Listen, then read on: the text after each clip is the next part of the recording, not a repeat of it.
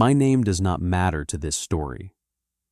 What matters is the day I stood on a whiskey barrel in a Montana saloon, and a man I had never seen before laid $3 silver on a sticky oak bar and lifted me down without a word. What matters is that I am writing this from a cabin high in the pines, with a kettle steaming on the hearth, and my husband sounding out the first chapter of Genesis by firelight. What matters is that I am telling you the truth, the whole of it, because I promised God in a tenement doorway that if I ever found a kindness in this world, I would never let it go untold. I will start at the beginning, the way my mother taught me to start any story worth the telling. With the smoke. The fire came at 4 a.m. in the late winter of 1882 in a 4-story tenement on Salem Street in Boston. I was 21 years old. I had been in America for 9 years. My father had brought me on a steamer from Gdansk when I was 12, and he had died of a cough in the hold before we ever saw the harbor. My mother had died a week after we made shore. The Polish parish had taken me in for a month, and then a foster family named the Kowalczyks had claimed me for their own. A stove fitter named Jan and his wife Marta, who had no living children. They were not warm people, but they were honest, and they fed me, and they sent me to the parish school until I could read English well enough to clerk for the seamstress on the 2nd floor. I had spent 9 years learning to be useful. I had spent 9 years believing that usefulness was the same thing as belonging. The fire took the Kowalczyks and 41 other souls. It took the seamstress and her 3 apprentices. It took the old man on the 1st floor who had taught me to count the change in a paper cone. It took my one good winter coat, and the locket my mother had stitched into the lining, and the small wooden icon of the Black Madonna that Jan had carried over the water from Częstochowa. I was not in the building when it burned. I had been across the river in Cambridge, sitting up with the seamstress's sister, who was dying of consumption and afraid to be alone. I came back at dawn and walked into Salem Street, and the building was a shell. The roof had fallen into the 2nd floor, and the 2nd floor had fallen into the 1st, and the 1st had fallen into the cellar. There were sheets laid on the cobblestones. There were sheets laid over things that were the shape of people I had eaten supper with the night before. The smoke was still rising in slow gray ropes, and the air smelled the way I imagined the end of the world will smell, which is to say, it smelled like wet wool and burnt hair, and something underneath both that I will not name. I stood at the gate in my black morning dress. I had been wearing it for the seamstress's sister, who had passed in the night, and I did not weep. I think I should have wept. The priest from St. Stanislaus came at 7, and he put his hand on my shoulder, and he said, in Polish, "Child, there is nothing here for you." And I said, in Polish, "Father, there is nothing for me anywhere." And he did not contradict me, because he was an honest man, and that was the truth. I slept 3 nights in the parish hall. On the 4th morning, a woman in a gray bonnet came to the rectory door and asked for me by name. She said her name was Mrs. Eustace Pruitt, and she represented the Western Sponsorship Society of Boston, a Christian charity for destitute young women of good character. She said she had read my name on the parish list. She said the society could place me, at no cost to myself, in a respectable Western community where I might find honest employment and, in time, an honest husband. She said the train left in 9 days. She said I might pack 1 trunk. She said the society had a brochure, and she gave me the brochure, and the brochure had a watercolor on the front of a wooden church on a green hill with mountains behind it, and the words inside spoke of clean air and good men and the renewing power of the frontier. I read the brochure 3 times in the parish hall that night by the light of a tallow candle. I did not believe one word of it. I went anyway. There was nothing to believe in Boston either. The train left South Station on the 28th of February. I had a steamer trunk with 3 dresses, 2 shawls, my prayer book, and a tin of hard biscuits the priest's housekeeper had pressed into my hand. I rode in the second-class car for 6 days and 7 nights. I watched the country change outside the window the way a sleeper watches a dream change. The brick mills of New England gave way to the hardwood forests of New York, and then the long flat farms of Ohio, and then the prairies, the great staggering prairies that I had read about in books and that no book had prepared me for. The land went on. It went on past the place where I thought it must stop, and then it kept going. I sat with my forehead against the cold glass, and I tried to imagine a God large enough to have made all of it, and I could not. I tried to imagine a God large enough to care about one Polish girl crossing it, and I could not do that either. I prayed anyway. My mother had taught me that you pray hardest at exactly the moment your faith is thinnest, because that is the moment prayer is most needed and least likely. I want to say something here about the other girls on that train because I have not been fair to them in this telling, and they deserve fairness. Bridget, the Irish girl, was 17, and her mother had died in a laundry on Atlantic Avenue, and her father was already across the country in California and had not sent for her. And the society had told her that California was on the way to Montana, which was not true, and she had believed it because she was 17 and because hope is a thing the very young will spend on almost any lie. I sat with her on the second night out of Chicago, when the conductor had passed and the lamps were turned low, and I held her hand while she cried, and I told her in a low voice that whatever happened at the end of the line, we would not let happen to her alone. I meant it when I said it. I have wondered ever since whether I kept my word. The man in the green wool shirt who walked her out of the saloon was named Otis Pell, and he was a placer miner with a claim up the Bitterroot.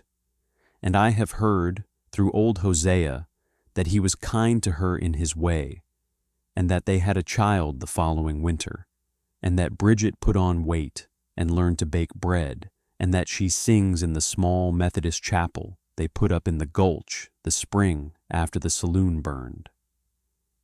I hope all of that is true. I hope I did not fail her by leaving her at the bar.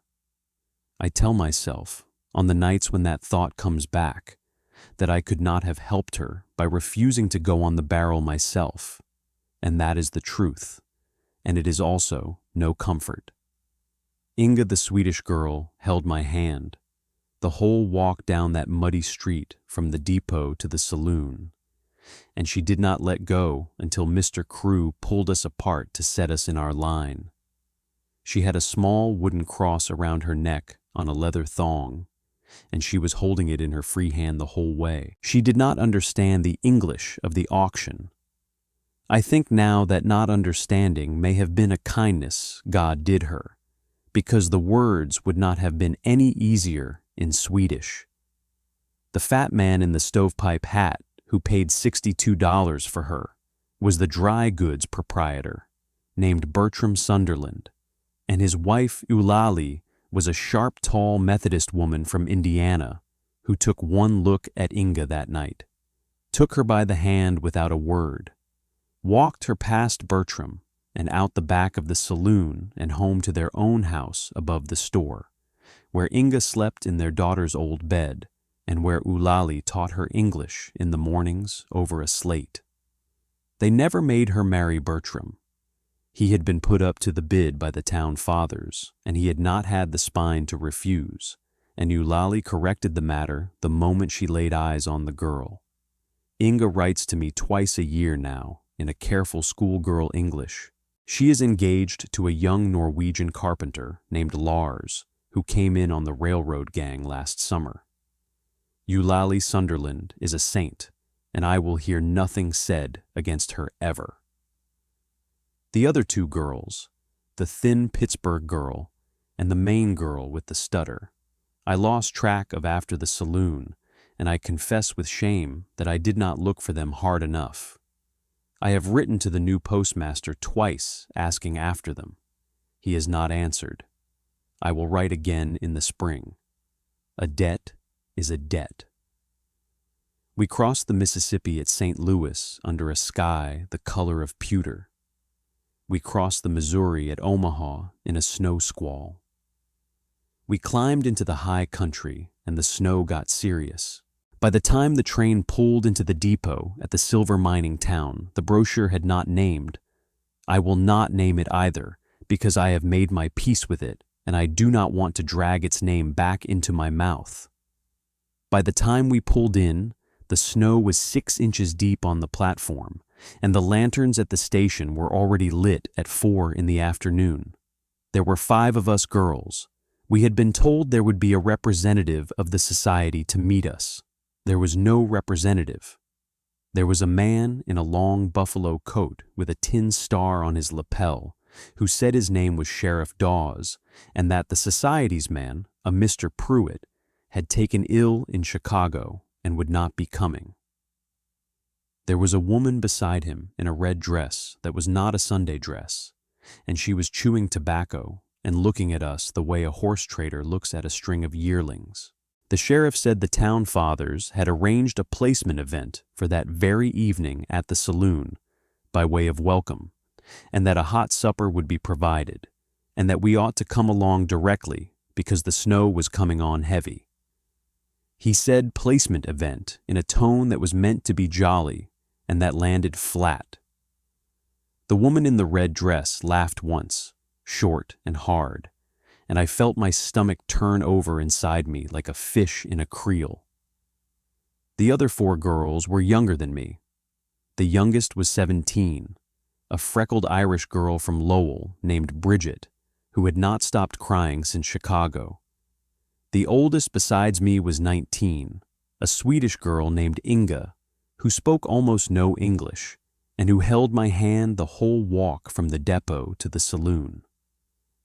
We walked 4 abreast down a single muddy street under lanterns hung on poles. There were men in the doorways watching.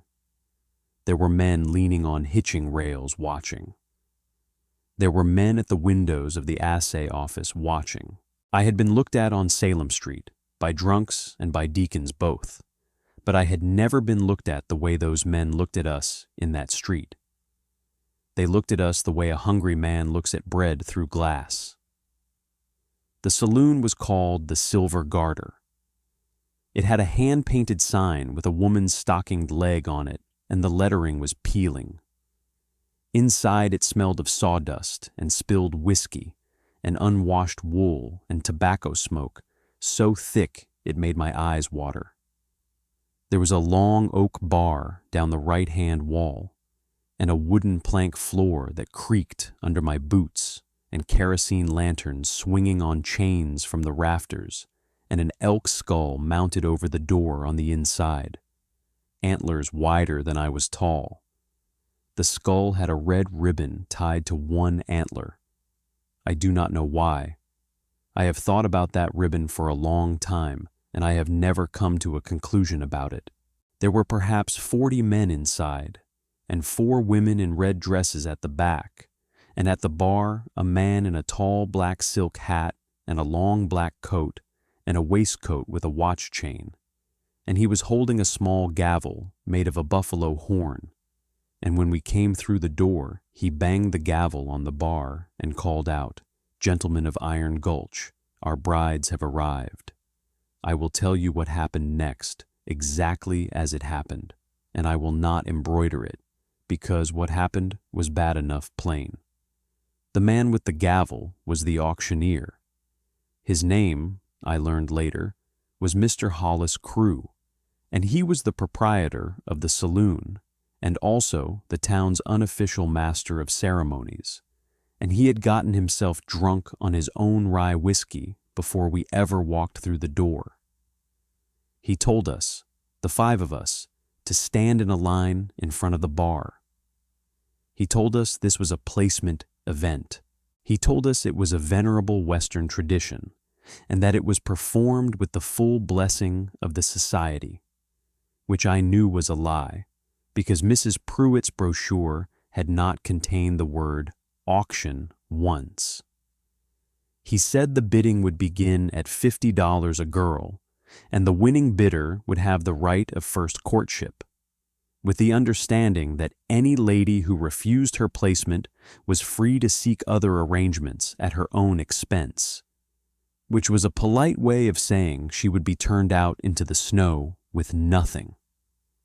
He took the youngest first, Bridget. Her hair was the color of a copper kettle, and her face was wet, and her hands were shaking. The bidding went to $78, and a man in a green wool shirt walked her out. She did not look back. The Swedish girl Inga went for $62 to a fat man in a stovepipe hat, who I learned later owned the dry goods store. And on balance, that was probably the best of the placements that night, because he was at least sober, and at least had a wife at home who would not let him misuse her. The third girl, a thin, dark-haired girl from Pittsburgh, went for $54. The fourth, a Maine girl with a stutter, went for $51. And then it was my turn. Mr. Crew looked at me a long moment. I was the tallest of us and the oldest, and I had not cried once on the walk down the street, and I think this offended him personally. He said, "Well, now we have come to our last lady, and she appears to be a lady of some seasoning." He said it slow, and the room laughed, and I felt the heat go up the back of my neck under my collar. He said, "I will open the bidding at $50 for the seasoned article." There was no bid. He said, "40. There was no bid. He said, "25. Gentlemen, 25 for a strong Polish girl. Look at the shoulders on her. She will plow a field." There was no bid. There was, instead, a slow rumble of laughter, the kind of laughter that is not about anything funny, the kind of laughter that is about a room of men deciding together to be cruel, because cruelty is cheaper than charity, and they have all paid up. Mr. Crew smiled. He had been waiting for that laughter. I understood then that the whole thing had been arranged for that laughter.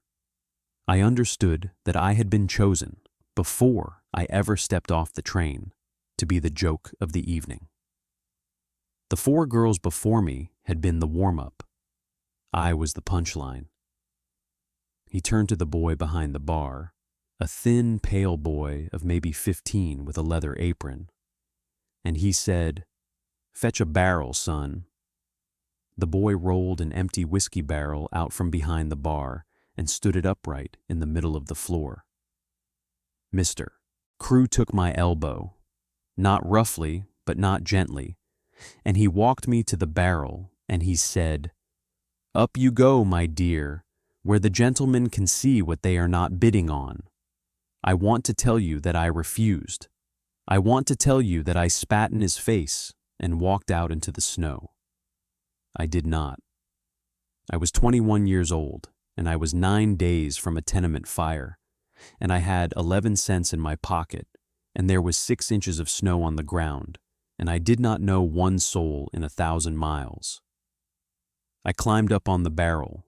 I climbed up on the barrel, and I clasped my hands at my chest, and I looked at a knot in the wooden plank above the door. The knot in the wood right next to the elk skull. And I told myself I would look at that knot until it was over, and I would not cry, and I would not look down. Mr. Crew said, $3, gentlemen. 3 silver dollars for a strong Polish girl who will plow a field. He said it the way a man twists a knife.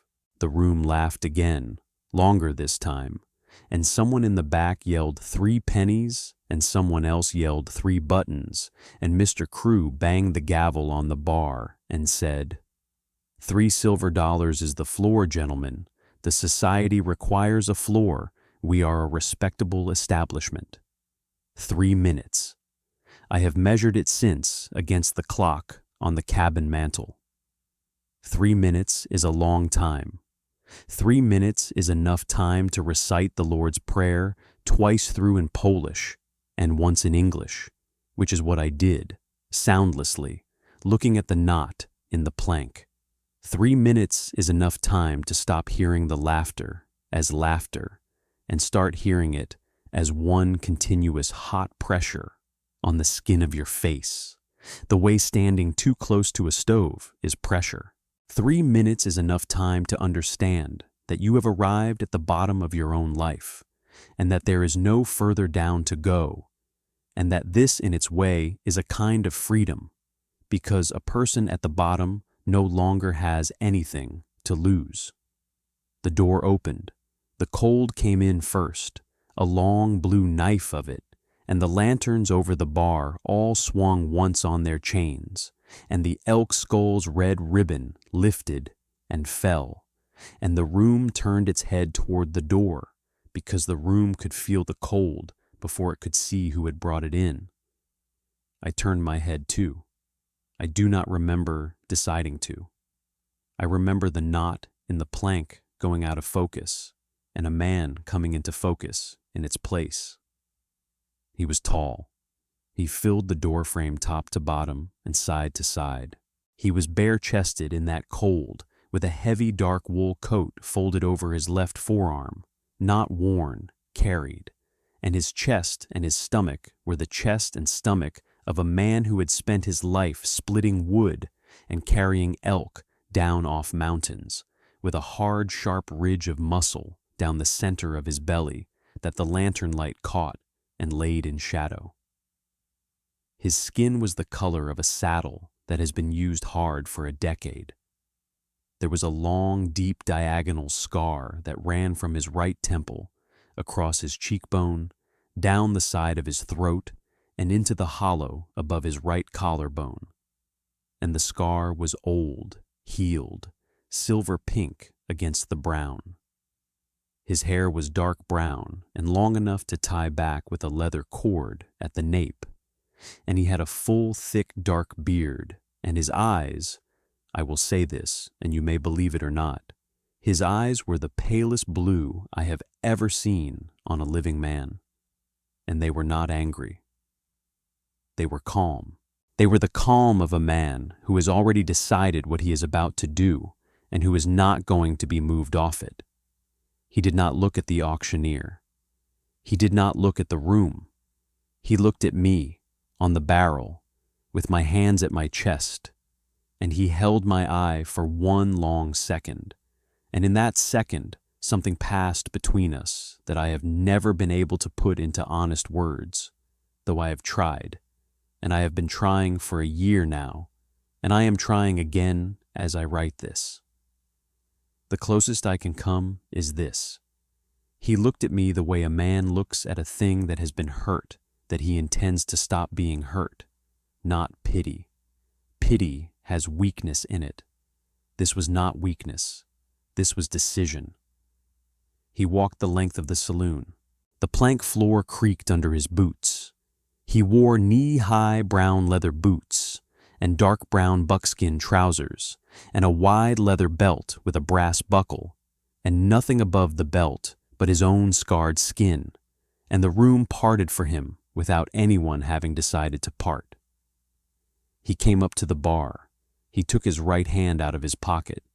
He laid 3 silver dollars on the bar in a stack, one on top of another, and the silver made a small, clean sound on the oak that I heard above all the held breath in that room. He said, 3. He said it once, low, and his voice was deeper than I expected, and he had a slight rasp in it, like a man who does not use his voice often. Mr. Crew stared at the silver dollars. Mr. Crew stared at the man. Mr. Crew opened his mouth and closed it, and opened it again and said, "Sir, the bid is 3. Going once." The man did not blink. Going twice. The man did not blink. "Sold," said Mr. Crew, in a voice that had all the joke gone out of it. "Sold to the gentleman from the high country." The man pocketed nothing. He did not pocket the change because there was no change. He turned and he walked to the barrel, and he held up his hand to me, palm up, and his palm was the palm of a man who had built his own house, calloused at the base of every finger and a long old burn scar across the heel. I put my hand in his. He lifted me down off the barrel as if I weighed nothing, and he set me on my feet on the plank floor, and he did not let go of my hand until I had my balance. Then he took the heavy dark wool coat off his left forearm, and he opened it, and he settled it around my shoulders. The coat smelled of pine smoke and tanned hide, and of him, and it weighed on me like a roof, and inside it I was warm for the first time since the train had left Omaha. He put his right hand at the small of my back, light, and he turned me toward the door. He did not look once at Mr. Crew. He did not look once at the men who had laughed. He walked me the length of the saloon and out into the snow, and he did not say one word until we were 3 buildings down the street. Then he said, "Ma'am, my horse is at the livery. It is a long ride. There is a cabin at the end of it. You do not have to come if you do not want to. I have given the $3 either way." I looked up at him. The snow was coming down between us in slow, fat flakes. There was blood on the scar at his collarbone that had not been there in the saloon. The cold had reopened a small place at the bottom of it, and he had not noticed, or did not care. I said, "Sir, I do not even know your name." He said, "You can know it on the ride." I said, "Sir, I will come." He nodded once. He did not smile. He did not need to. The decision had already been made, in the doorway of the saloon, before either of us had said a word. His name in the cabin, by the firelight, on the second night, was a name I will keep in this telling between him and me, because the name is the one thing of his I have not had to share with the world. He had come down off the mountain that day for salt and lamp oil and a sack of flour, and he had heard the laughter from the saloon a block away, and he had come in to see what kind of man laughs that long at one woman, and he had seen me on the barrel, and he had decided. That is the whole of it. There was no more reason than that. He told me, weeks later, when I asked him plain why he had paid the $3 when he could have paid nothing, that he had paid the $3 because the auctioneer had asked for $3, and the auctioneer was a small, mean man, and a small, mean man should be paid in his own coin, and the coin he had asked for was 3. He said it the way a man says any plain, true thing, without flourish. The cabin sat high on the eastern shoulder of Iron Mountain in a stand of lodgepole pine that had been there since the territory had a name. He had built it himself, he told me, the summer he turned 26 after the bear. The bear was the scar. He had been hunting elk in the fall and had walked between a sow grizzly and her cub without seeing either, and the sow had taken him from the side, and he had killed her with a skinning knife, with his offhand, while she was on top of him, and he had walked 4 miles to a trapper's lean-to with the side of his face hanging open, and the trapper's wife had sewn him up with elk sinew and prayed over him for 2 days, and he had lived. He told me this all in one short telling, by the fire, on the 3rd night, and then he did not speak of it again. The scar he wore the way another man wears a ring. It was a fact about him. It was not a story. The cabin was 1 room. It had a single stone hearth on the north wall and a hand-built bedstead against the west wall with a tick mattress stuffed with pine needles, and a wool blanket and a buffalo robe over both, and a pine table he had made himself, and 2 chairs, and a shelf above the table with a tin of salt and a tin of coffee, and a sack of flour and a sack of beans, and a worn King James Bible bound in black leather with the gilt nearly all rubbed off the edges. The Bible was the only book in the cabin. He had bought it, he told me, from a circuit preacher in Bozeman the year he came up to the mountain, because his mother had had a Bible, and his mother had read to him from it when he was small, and he had thought he ought to have one of his own. He could not read it. I want to be careful here, because his not being able to read was not a thing he was ashamed of, and not a thing I want anyone reading this to be ashamed of for him. He had grown up in a logging camp on the Snake River where there had been no school. His mother had died when he was 9. His father had taught him to track and to skin and to shoot and to build. But his father had not known his letters either.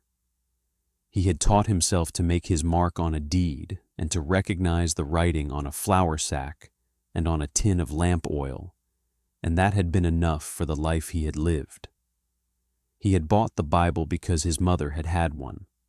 He had kept it on the shelf for 7 years, and he had taken it down twice a year, on Christmas Eve and on the anniversary of his mother's death, and he had held it in his lap and looked at the shapes of the letters and put it back. He told me this on the 4th night, when he saw me looking at the Bible, and he told me without apology the way he told everything. I said, "May I read it?" He said, "Ma'am, you may read anything in this cabin you can find." I said, "May I read it to you?" He was quiet a long moment. He was sitting on the floor in front of the hearth, mending a snowshoe with a bone awl, and he stopped his hands, and he looked at the fire, and he said, "I would be obliged." Before I tell you about the reading, I want to say something about those first 3 nights in the cabin, because I have not been honest if I do not.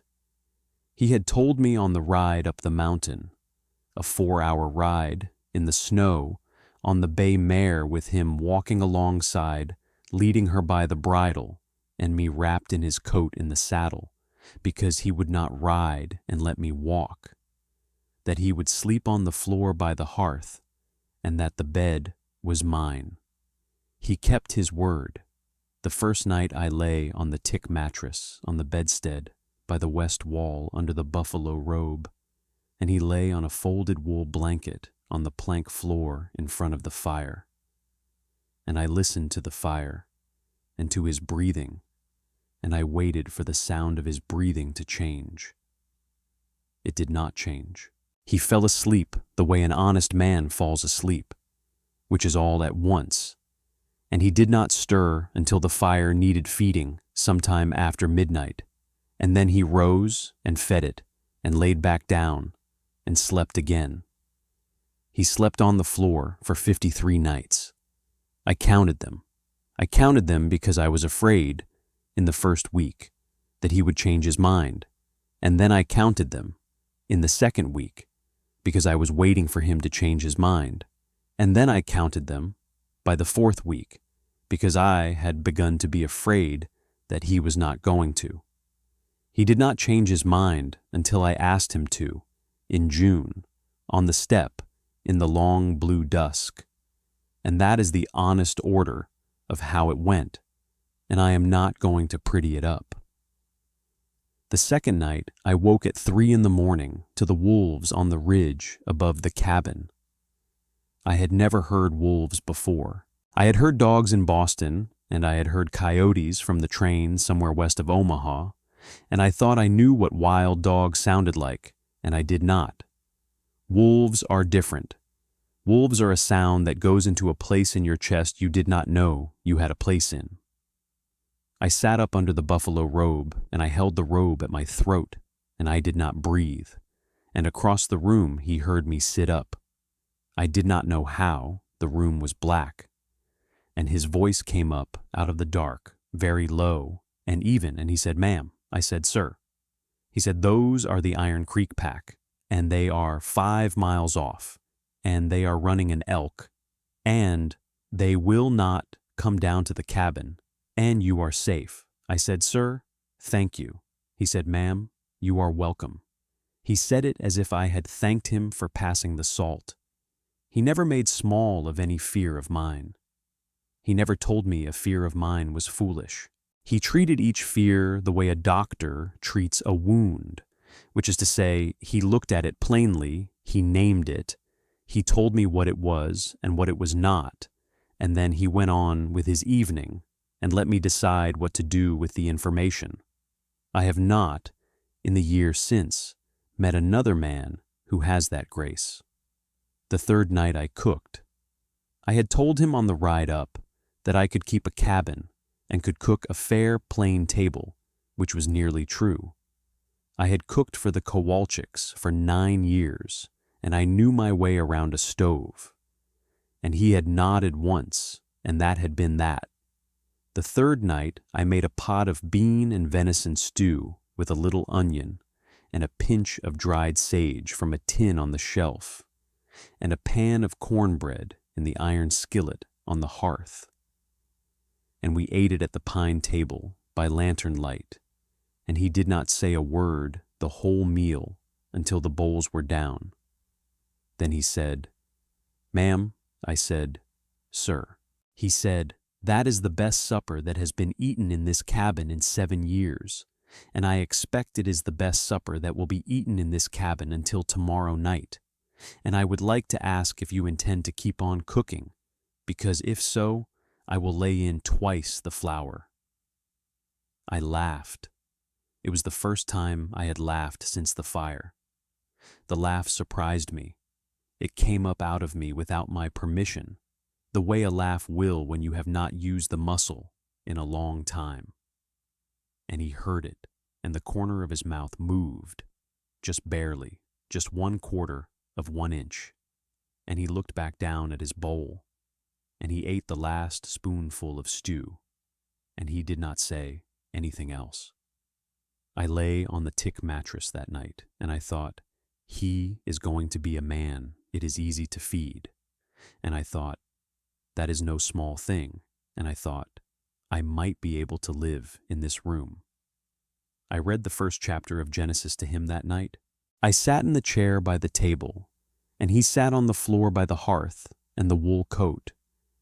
His coat, the coat he had put around me in the saloon, which had become my coat without either of us deciding it, was over my shoulders. I read in a voice that shook on the first verse and steadied on the second. In the beginning, God created the heaven and the earth was without form and void, and darkness was upon the face of the deep. He listened the way a man listens to a stream he has not heard before. When I was done with the first chapter, I closed the Bible. He said, "Ma'am." I said, "Sir." He said, "Would you teach me the letters?" I said, "Sir, I would be glad to." He said, "I will be a slow scholar." I said, "Sir, I have no other appointments." That was the bargain we struck on the 4th night by the firelight in a cabin at the top of a mountain that had been there since before there was a Montana. He would feed me and shelter me and not lay a hand on me unless I asked him to. I would teach him the letters. We did not speak of marriage. We did not speak of Boston. We did not speak of the saloon. He never once asked me what had happened before he walked through the door. I came to understand, slowly, over the weeks, that he had decided in the saloon never to ask, because he had understood, better than I understood it myself in those first weeks, that the asking would have been a kind of charging me for the rescue, and he had not paid the $3 in order to charge me anything. The $3 had been the whole price. He would not take any more of me than I came willing to give. We began with the alphabet. I drew the letters with a piece of charcoal on a flat piece of pine board he had planed smooth for the purpose. A is for axe, B is for bear, C is for cabin.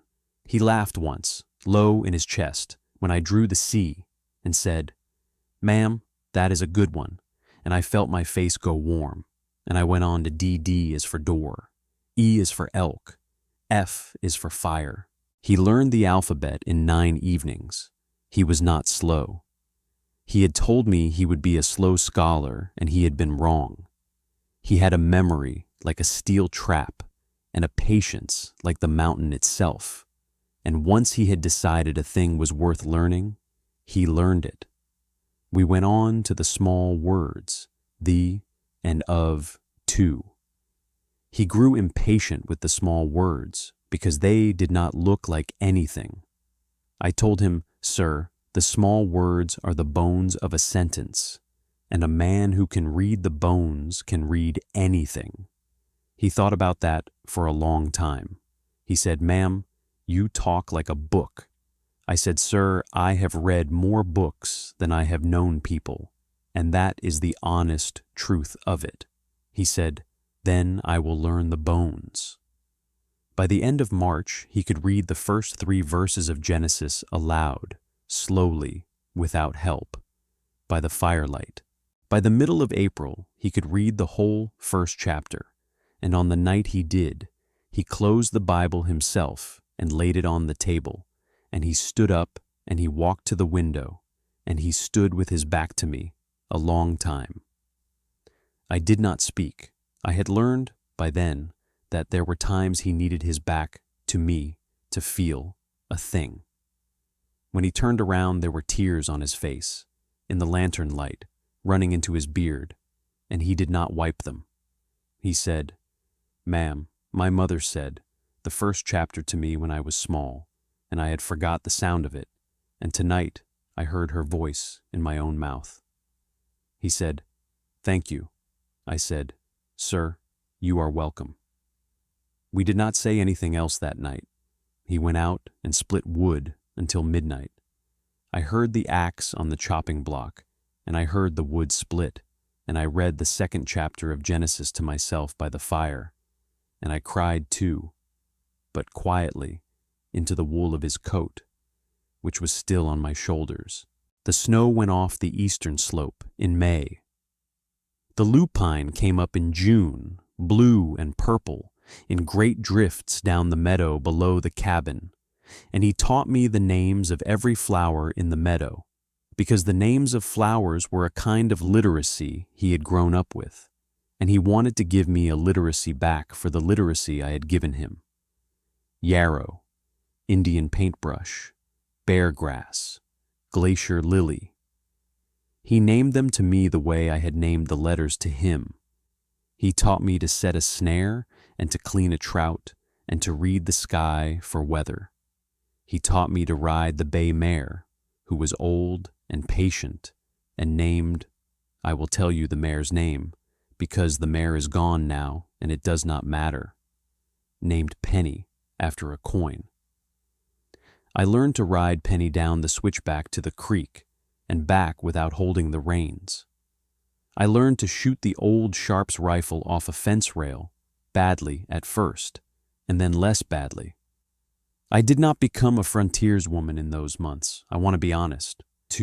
A frontierswoman is made over 20 years, and I had been at it 3. But I became a woman who could keep herself alive at the top of a mountain, which was more than the woman who had stood on a barrel had been able to claim. He kissed me for the first time on the eve of the summer solstice, on the step of the cabin, in a long blue dusk, after I had asked him to. I want to be plain about that. I asked him. I had been waiting for him to ask me for 2 months, and I had finally understood that he was never going to ask me, because he had decided in the saloon that he would not take anything I did not come willing to give, and asking would have felt to him like taking. So I asked. I said, "Sir, I would like you to kiss me, if you are willing," and he set down the kindling he was carrying, And he looked at me a long moment, and he said, "Ma'am, I have been willing since the 3rd of March." And he kissed me. He kissed me carefully, the way a man handles a thing he has been afraid to break, and then less carefully. And then he put his forehead against mine, and he laughed once, low, and he said, "Ma'am, I do not know your given name." I said, "Sir, I do not know yours either." We told each other our names then, on the step, in the long blue dusk. But those names are between him and me, and I will not write them down, because those names are the one thing of ours that the world has not had a piece of yet. There is a thing I want to say about the way he learned, because I have taught a few children since, Winona's grandniece, and the new postmaster's 2 boys, and Bridget's little girl when they came up the mountain in the fall. And I have not seen any of them learn the way he learned. He learned the way a man builds a stone wall. He set each letter in place, and he tested it with his shoulder before he set the next one, and he did not move on until the letter was solid. When he got to the small connecting words and grew impatient with them, the impatience lasted exactly 1 evening, and then he came back the next night and treated the small words the way he had treated the alphabet, which was to say, with respect, with patience, and with the stubborn, long courage of a man who has decided a thing is going to be his.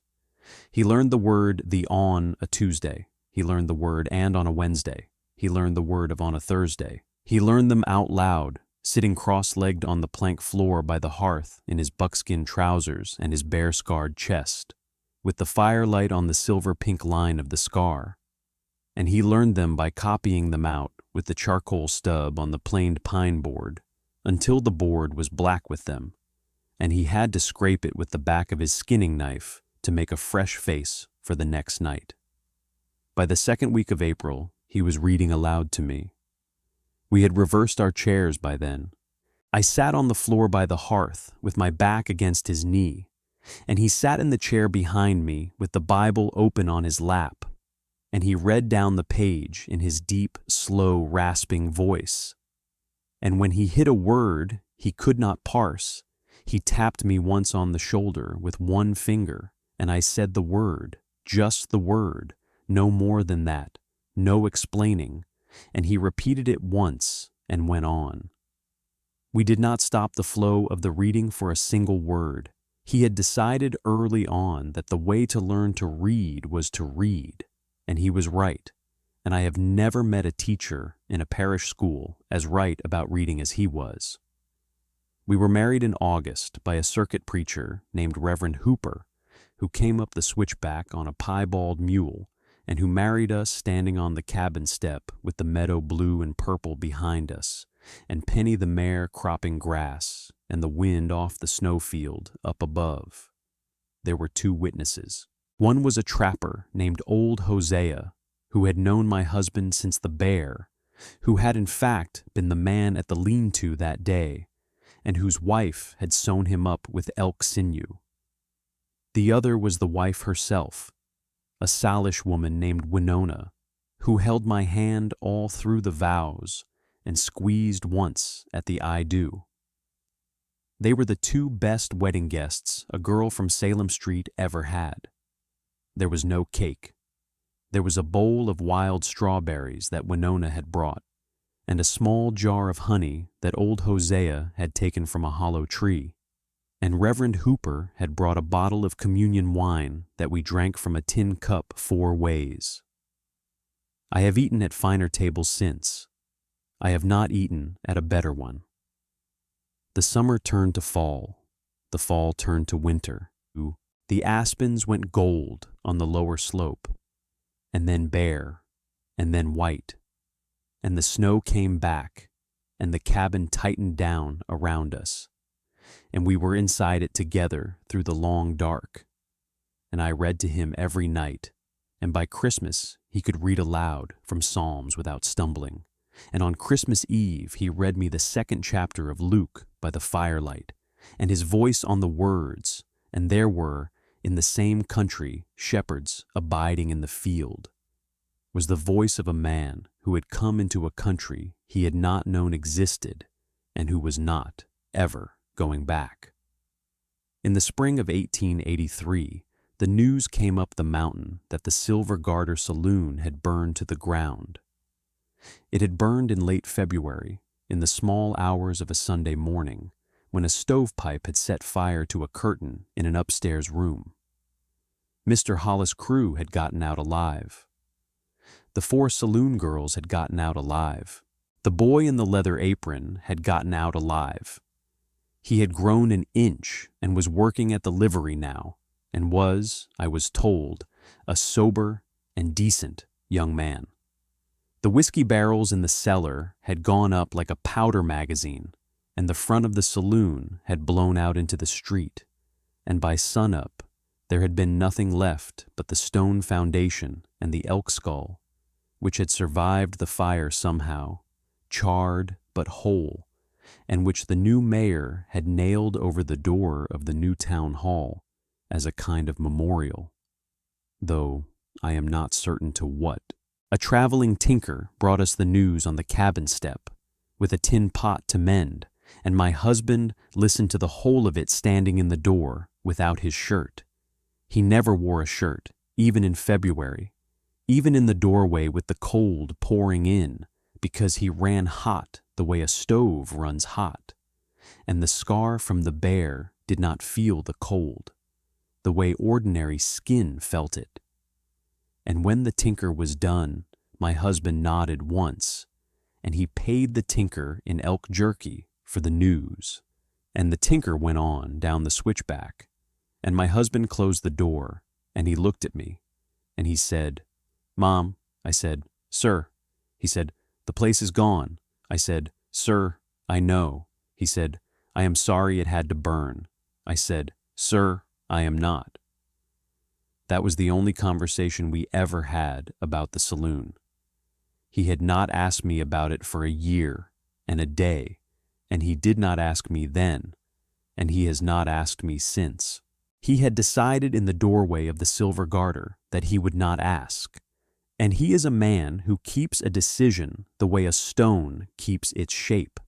I am writing this in March of 1884, 2 years after the fire on Salem Street, and a little over a year after the night on the barrel. I am sitting at the pine table he made with his own hands.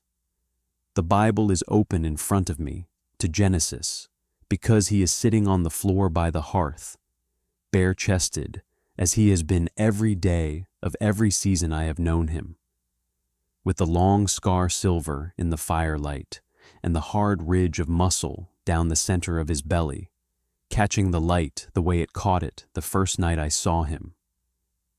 And he is reading the first chapter aloud, slowly, but without one stumble, in the deep, slightly rasping voice that I have come to know better than I know my own.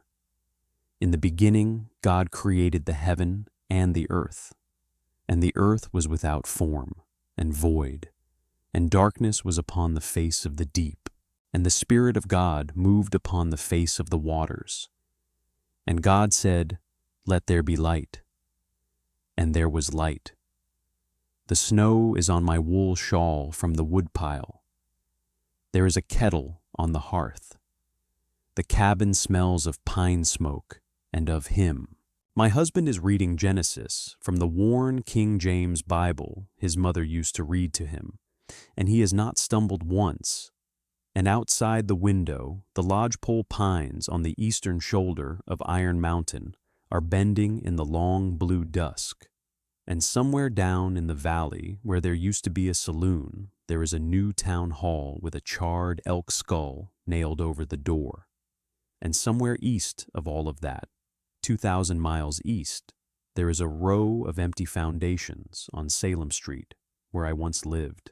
And the world that I had once decided was a cruel place is, it turns out, neither cruel nor kind, but is instead the kind of place where a man can walk into a saloon out of the snow with $3 silver in his right hand and decide to be a kindness, And that decision can become, over the course of a year, the whole shape of a life. I want to say one thing more, and then I am going to close this and put the kettle on and listen to the rest of the chapter, because he is at verse 14 now, and I do not want to miss the part where God makes the lights in the firmament. I had thought, in the doorway on Salem Street, with the smoke still rising, that I had reached the end of my life, and I had been wrong. I had thought, on the barrel in the saloon with the laughter on my face, that I had reached the bottom of my life. And I had been wrong about that too. The end and the bottom are not the same place, and neither one of them is the place where a life stops. A life stops where you stop choosing to live it, and on the barrel, in the saloon, with my hands at my chest, and my eye on the knot in the plank above the door, I had not stopped choosing. I had been a quarter of a second from stopping. I had been the thinnest membrane of breath from stopping. And then the door had opened, and the cold had come in, and a man had come in behind the cold with $3 silver in his right hand. And he had not asked me one question, and he had laid the silver on the bar, and he had lifted me down off the barrel, and he had wrapped his coat around my shoulders, and he had walked me out into the snow. The day he placed $3 silver on the auctioneer's table was the day I stopped believing the world was a cruel place. I had believed it on Salem Street, and I had believed it on the train, and I had believed it in the street walking from the depot, and I had believed it on the barrel. I do not believe it now. I believe the world is, in places, in moments, in the doorways of saloons in February, the kind of place a kindness can walk into out of the snow. He is at verse 20 now. And God created great whales, and every living creature that moveth, which the waters brought forth abundantly after their kind, and every winged fowl after his kind. And God saw that it was good. He is reading well. He is reading the way his mother must have read, in a logging camp on the Snake River, to a small boy with pale blue eyes who would grow up and walk into a Montana saloon on a February evening and pay $3 silver for a Polish girl on a barrel. I am going to close this now. I am going to put down the pen, and I am going to stand up from the table, and I am going to walk to the doorway, because I want to hear the rest of the chapter from the doorway with the snow coming down behind me, the way I want to remember it later, when I am old, and he is old, and the cabin is old around us. I want to remember that I stood in the doorway of a cabin in the high pines of Iron Mountain in March of 1884, with the snow on my shawl, smiling, and that the man by the hearth, my husband, the scarred mountain man who had been the only one in a saloon full of men to bid, was reading the first chapter of Genesis aloud and was not stumbling. That is what I want to remember. That is what I am writing down so that I will remember. That is the whole of the story I came west to tell you. I will tell you one last small thing, and then I am done. The $3 silver he laid on the bar that night. Mr. Crew never put them in the till. He left them sitting on the oak. The boy in the leather apron, the one who is a sober young man at the livery now, took them off the bar after the saloon closed, and he kept them in a tobacco tin under his cot for a year. And last spring, on the anniversary of the night, he rode up the switchback on a borrowed pony, alone, 15 years old, and he came up on the cabin step in his Sunday shirt, and he held out the tobacco tin to me with both hands, and he said, "Ma'am, these are yours." He said, "Ma'am, I have wanted to bring them to you for a year, and I did not know if I would be welcome." I asked him in. He came in. My husband shook his hand, the way a man shakes the hand of another man. And the boy ate a bowl of venison stew at our table. And when he left the tobacco tin on the table, and inside it were the 3 silver dollars, and we put them on the shelf next to the worn King James Bible, where they sit now, where they sat when I started writing this, where they sit as I finish it. I look at them sometimes, the 3 silver dollars on the shelf by the firelight when my husband is reading. They are not very much money. They were never very much money.